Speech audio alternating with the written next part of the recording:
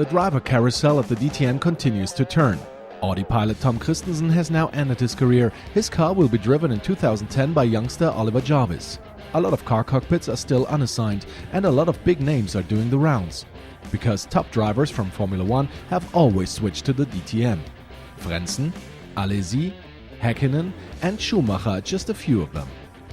Es gibt einige Namen, wie gesagt. There are several names. Nick Heidfeld, for instance. If he's only a Formula 1 test driver, he won't have so much to do in 2010. He'd be one candidate.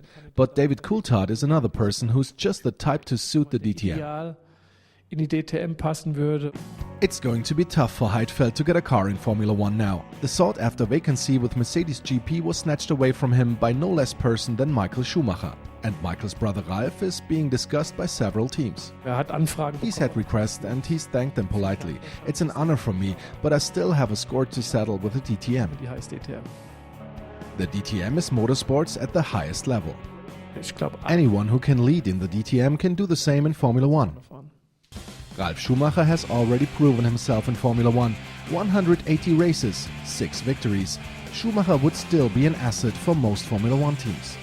Der Ralf hat natürlich eine He's hugely experienced, of course, and getting a driver like him would be important for a young team. Ganz wichtig, wenn man so jemand kriegen kann. But he sets himself very high standards. Ralf hat natürlich einen Anspruch, hat Formel 1 Rennen gewonnen. His brother's driving with the new Mercedes team, so Ralf looks set to lose out, whatever happens. Mercedes Werksteam kann da, glaube ich, nur verlieren.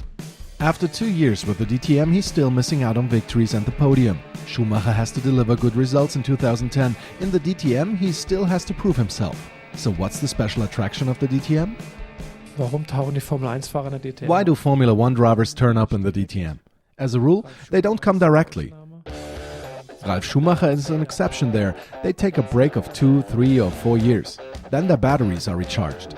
By that time, they're usually in their mid-30s, and think a bit of racing might be a lot of fun. That's where the DTM is the perfect platform. It's a media event, very high level. The competition's tough, the cars are great fun to drive, and there are big-name car makers on the grid. That's probably why so many ex-Formula 1 world champions come to the DTM and have such a lot of fun there. In die DTM und haben da auch viel Spaß. The 7 times Formula 1 world champion would be an attraction at the DTM as well. No one knows what Michael's going to be doing 3 or 4 years from now. Right now he's back in Formula 1. He'd be ideal for the DTM though. The driver carousel at the DTM continues to turn, and it'll only stop turning once the last vacant car cockpit has been assigned.